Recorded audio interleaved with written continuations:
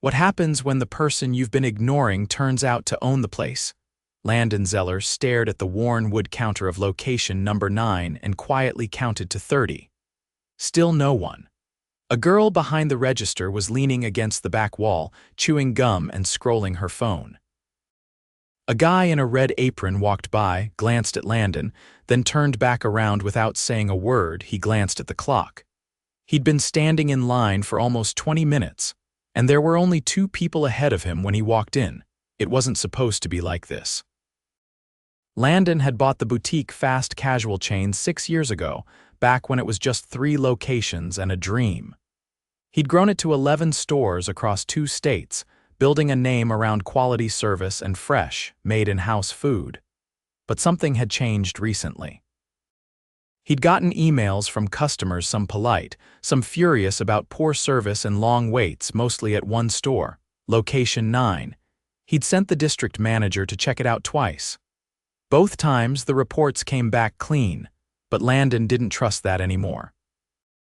So he did something he hadn't done in years. He went in himself, no suit, no clipboard, just a flannel shirt, jeans, an old pair of sneakers, and a fake name, Mason. He'd shaved his beard, wore a pair of glasses he didn't need, and added a touch of gray to his hair. He looked older, tired. Invisible, this was his 3rd visit in 2 weeks. The first 2 times the staff had been slow, distracted, and cold, but this time felt different. This time he wasn't just being ignored, he was being avoided. The girl behind the counter finally looked up from her phone. "You still here?" she asked flatly. Landon raised an eyebrow. "Yeah, just waiting to order," she shrugged. "Kitchen's backed up, you might want to come back later." "I'm fine waiting," he said. "You've been waiting, haven't you?" she said, tapping her nails on the counter. "Anyway, we're not taking new orders for the next 15 minutes. System's down." She turned her back and walked into the kitchen without another word. Landon watched her go, his jaw tight. A young guy in an apron was wiping tables nearby. He kept glancing toward the counter, then back at Landon.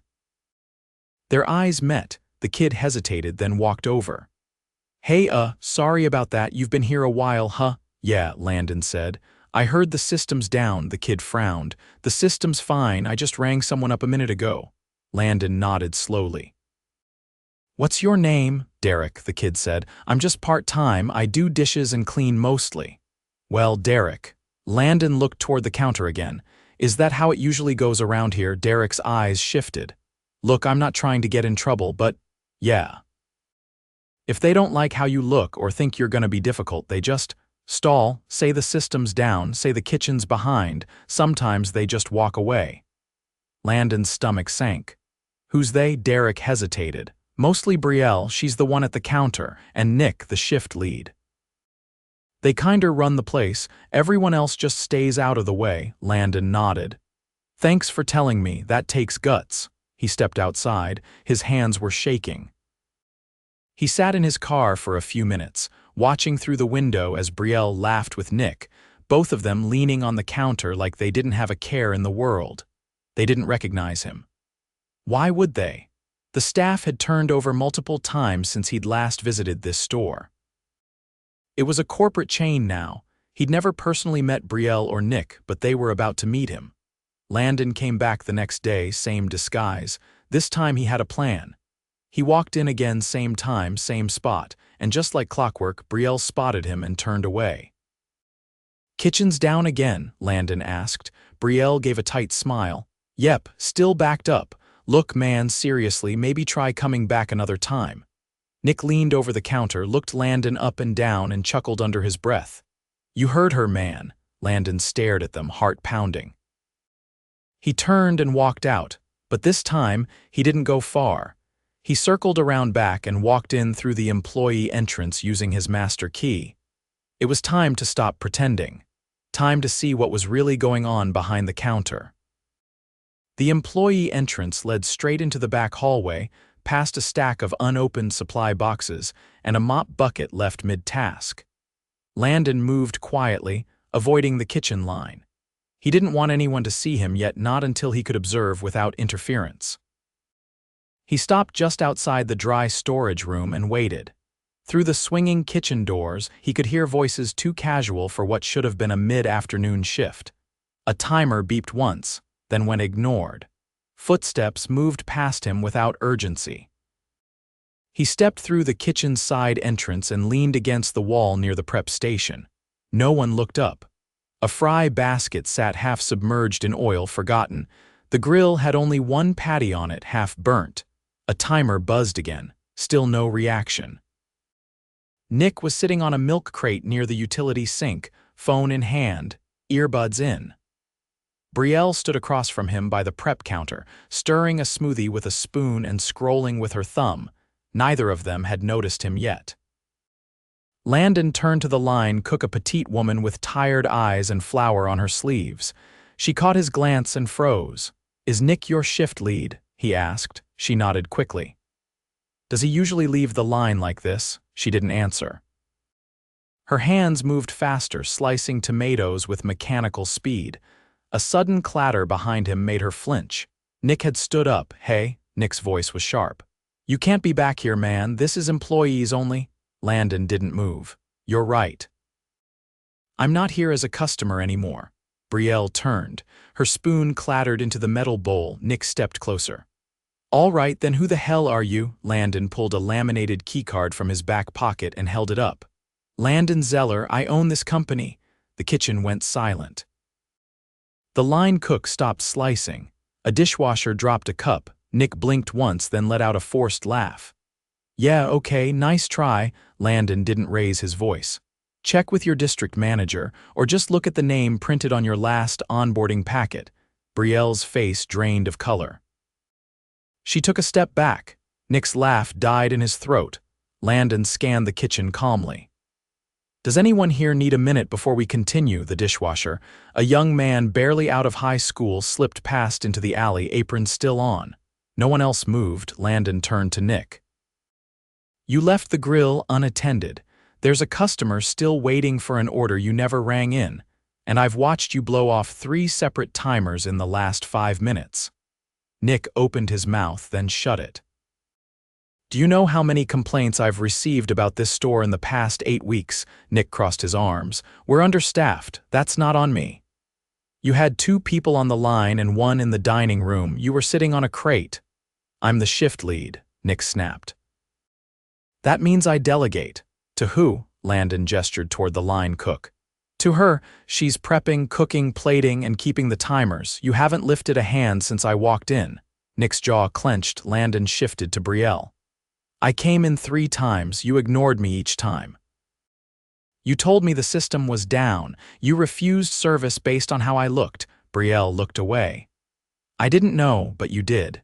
You knew enough to decide who was worth serving and who wasn't." Her jaw quivered. "You do this to everyone who looks over 40. Or just people who don't dress like they're on a lunch break from a law firm." Brielle didn't answer. Landon turned back to Nick. "You're done here. Hand over your badge." Nick scoffed. "Seriously? I've seen more leadership from the dishwasher than I've seen from you. You're fired." "Effective immediately."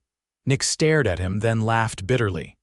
"Good luck keeping this place running without me." "We'll manage," Landon said. Nick ripped his apron off and threw it on the prep table, muttering under his breath as he stormed out. Landon looked at Brielle. "You're off the schedule until further notice. You'll be contacted about your employment status after we review the footage from the last month." She didn't argue, just took off her headset, set it on the counter, and walked quietly through the back door. Landon waited until the door shut behind her, then turned to the remaining staff. The line cook was still at her station, working without pause. Derek had poked his head in from the dish area. A younger girl with a headset stood near the drink station, wide-eyed. Landon stepped into the middle of the kitchen. "I'm not here to punish people who are doing their best. If you've been showing up every day and getting ignored, I want to hear about it. If you've been carrying the weight while others coast, I want to know." The line cook wiped her hands on her apron and looked up. "My name's Marta. I've been here a year and a half. I train new hires, but I've never had a title. I cover 2 stations most days." Landon nodded. "Do you want to run this kitchen?" She blinked. "What?" You know the flow, you've been doing the work. Do you want the title that reflects that? Marta nodded slowly. Yeah, I do. Then it's yours, effective now. I'll make sure your pay and title match. Derek stepped forward. I'm just part-time, but I pick up hours when people call out. I'm not trained on register, but I've helped a few customers when there's no one up front. Landon looked him over. Are you comfortable covering front of house? I'd be better with training, but yeah. I could do it. You'll get that training and a raise. Derek's eyes widened. Seriously, you stepped forward when no one else did, that matters. Landon turned to the girl by the drinks. What's your role? She spoke up quietly. I'm supposed to be a runner. But they usually just tell me to stand by the drive-through screen. Have you ever been trained on register? No, I asked twice, but Brielle said I wasn't quick enough. Landon nodded. What's your name, Ania? Tomorrow you'll train on register with Marta. You'll shadow Derek once he's trained. We'll rotate so no one's left alone again. Ania nodded, eyes still wide. Landon looked around one more time. I'm going to be in this store all week. Not observing, working.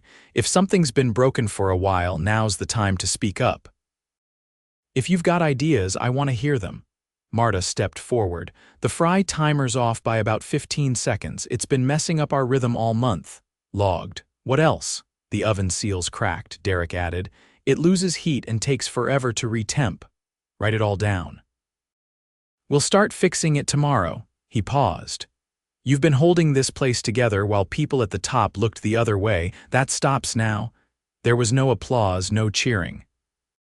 Just a quiet, heavy stillness, the kind that comes after a storm clears, and people start to believe in sunlight again. Landon walked to the sink, rolled up his sleeves, and began washing the dishes Nick had left behind. By Wednesday morning, word had spread.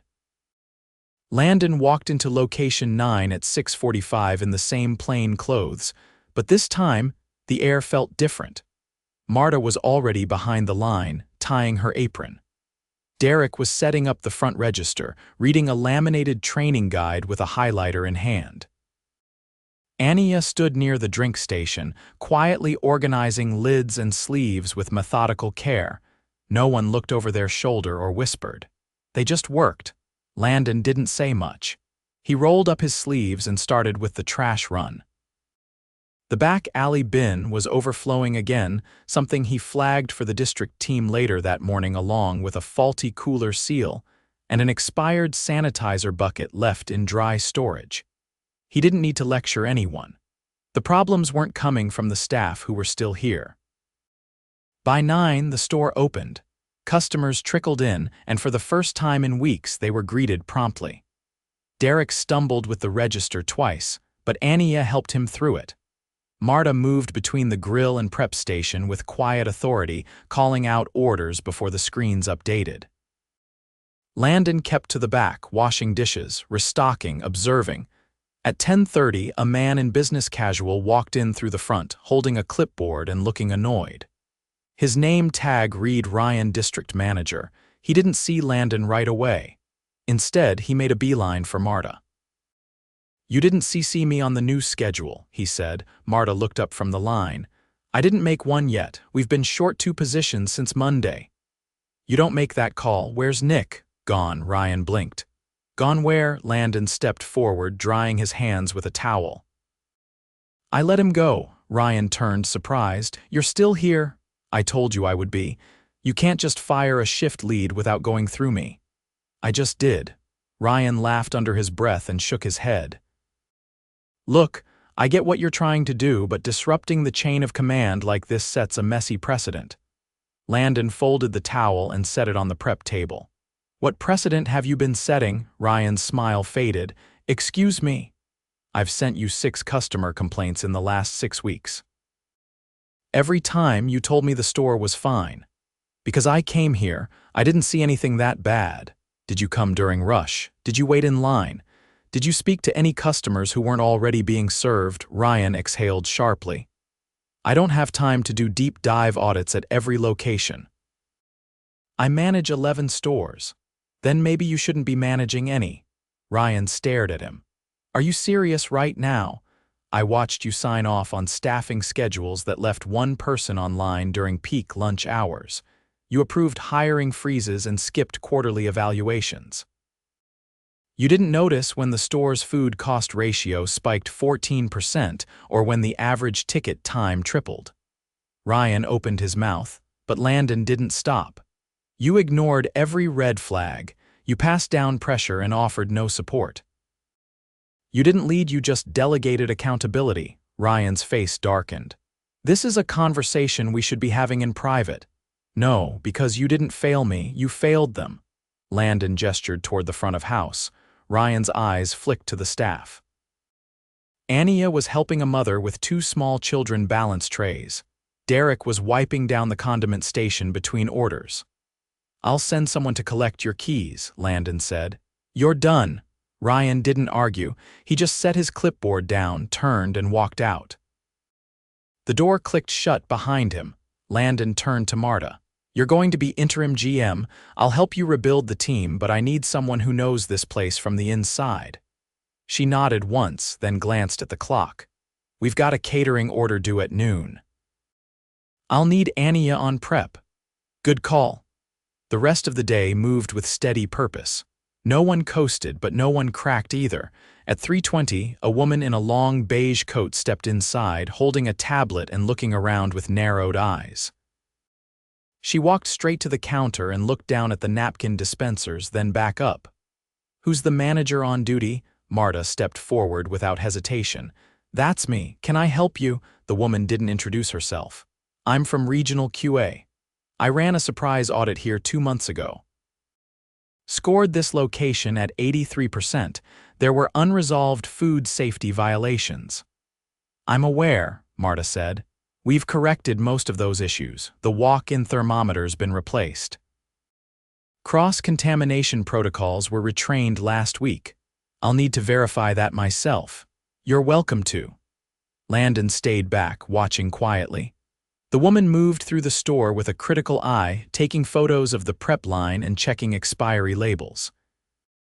At one point, she stopped near the fryer and called Marta over. This oil hasn't been rotated today. It's scheduled for 4. We rotate it every 48 hours now, per the new standard. The woman checked the log sheet. It was signed by Marta and Derek. She didn't say anything. By the time she left, she gave no feedback, only a clipped nod. Marta didn't react. She just turned to Ania.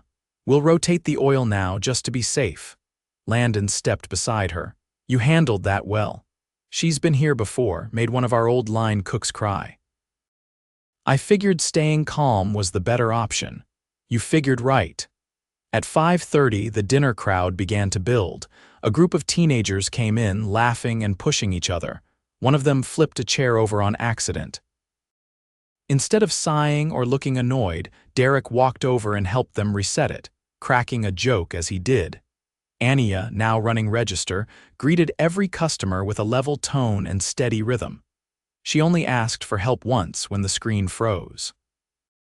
Marta stepped in, fixed it, and returned to the line without fanfare. At 6:15, a man in a charcoal suit stepped through the door. He looked around, confused, then walked up to the counter. Does Nick still work here? Ania glanced at Marta, then said carefully, not anymore. The man frowned.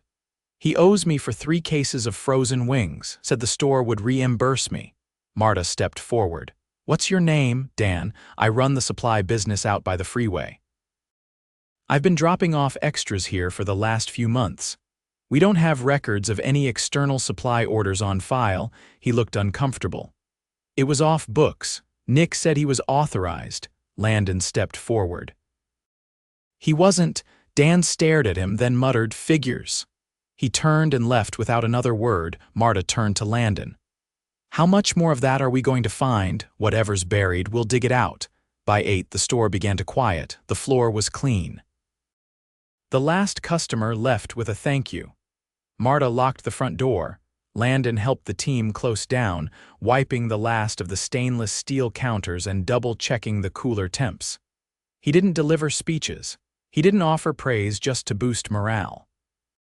Instead, he walked over to the whiteboard near the back and wrote a single line. Tomorrow, new chapter. Let's write it right.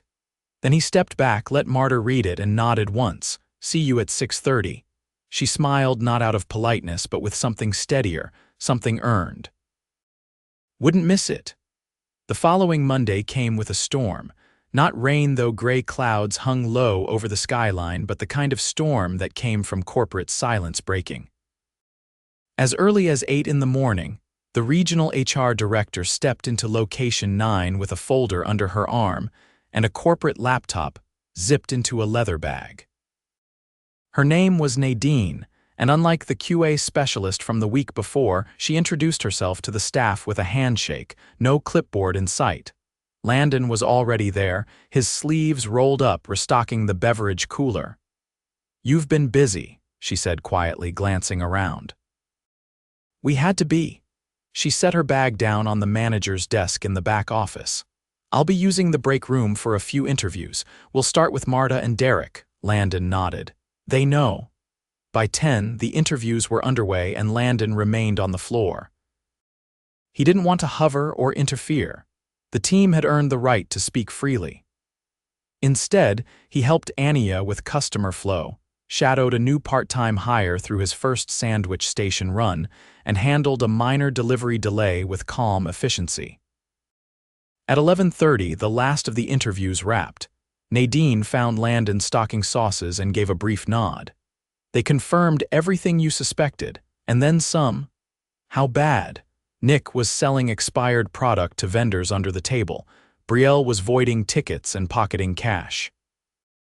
Ryan had been signing off on both their inventory reports without reading them. Landon didn't respond right away. "We'll be issuing a company-wide audit," Nadine continued, "and we're making Marta's interim role official. I'll send her the paperwork this afternoon." "She deserves it," he said. "She's already rebuilt half the systems in here." Nadine adjusted her glasses. "You're going to need to rethink how you scale. You can't be in every store, I know. You thinking of building a new oversight layer?" "Not yet. I want to build leaders first, then structure." She gave a brief nod. "I'll leave you to it." The rest of the day moved with the kind of clarity that only came after accountability. Marta called a quick huddle before the evening rush, outlining the week's goals. A new training binder, revamping the opening checklist, and a rotating mentorship system for new hires. Derek raised a hand. "Can I take point on the mentorship thing?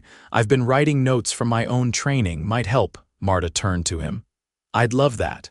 Ania added, "Can we switch the handoff spot for mobile orders?"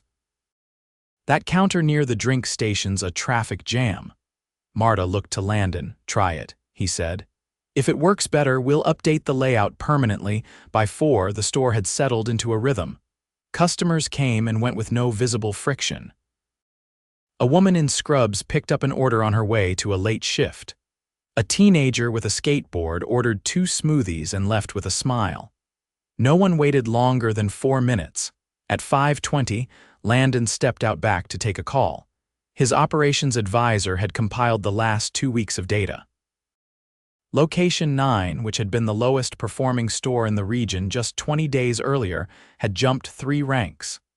Labor efficiency had stabilized. Order accuracy was up 23%. Customer complaints had dropped to 0. He ended the call and stood there a moment, staring at the alley wall. A familiar voice called from the doorway. "You all right out here?" It was Marta. He looked over. "Yeah, just needed air." She stepped beside him, arms folded. "You're not staying forever, are you?" He shook his head. "No. That was never the plan. You really were gonna walk in, pretend to be a customer, and just see what happened?" "I had to." She was quiet for a moment. "I've worked in kitchens where the owner never stepped foot inside. They'd send people to spy, maybe, but never show up themselves." "I wasn't spying," he said. "I was listening, the hard way." She nodded. "Well, you heard enough. I should have heard it sooner." "I'm not gonna argue with that," she said, smiling faintly, "but you did something about it. That matters more." Back inside, Derek was helping the new hire clean a spill near the front window. Ania was teaching another team member how to handle a refund without needing manager override. No one stood idle, no one raised their voice. There was movement, but no chaos. Landon stepped behind the front counter and watched. At 6:10, a man in a tailored coat stepped in, glancing around until he spotted Landon. He walked straight up. "I was told I could find you here," he said. "I'm from the local paper. Someone from corporate PR told me you'd done something unusual." Landon's expression didn't change. "I didn't do anything unusual, I just showed up."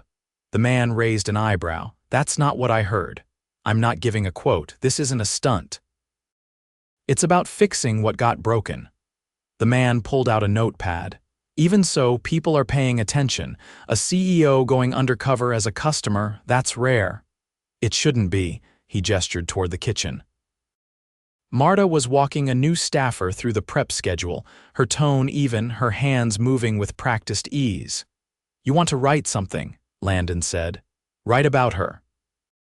Write about the people who never stopped doing the right thing, even when no one was looking." The man hesitated, then nodded once. "Fair enough." He left without pushing. By 8, the last rush had cleared. The new hire finished his final task and clocked out. Marta walked him to the door, gave him a small card with tomorrow's checklist, and told him to text her if anything came up. Landon was in the back, updating the maintenance logs when she returned. "New guy's a quick learner," she said, "thanks to the right teacher." She tilted her head. "You heading home tomorrow morning? I've got 2 more stores to visit next week, but I'll be back." "Undercover?" He smiled faintly. "No, I think everyone's had enough surprises for now." She nodded. "I'll hold you to that." The next morning, Landon arrived early, before the sun had fully risen. He brewed a pot of coffee, cleaned the back sink one last time, and left a sealed envelope on the manager's desk with Marta's name on it. Inside was a handwritten note. "You didn't wait for permission to lead. That's the kind of leadership this company needs. Let me know what you need to keep building."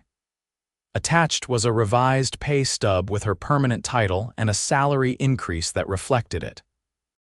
He locked the door behind him and stepped into the cool morning air. The street was quiet. The lights inside location 9 flicked on, one by one. A shadow moved past the window. Derek, arriving early again. A moment later, Marta's car pulled into the lot. Ania followed on foot, earbuds in, sipping a smoothie. They didn't notice him across the street. He didn't wave.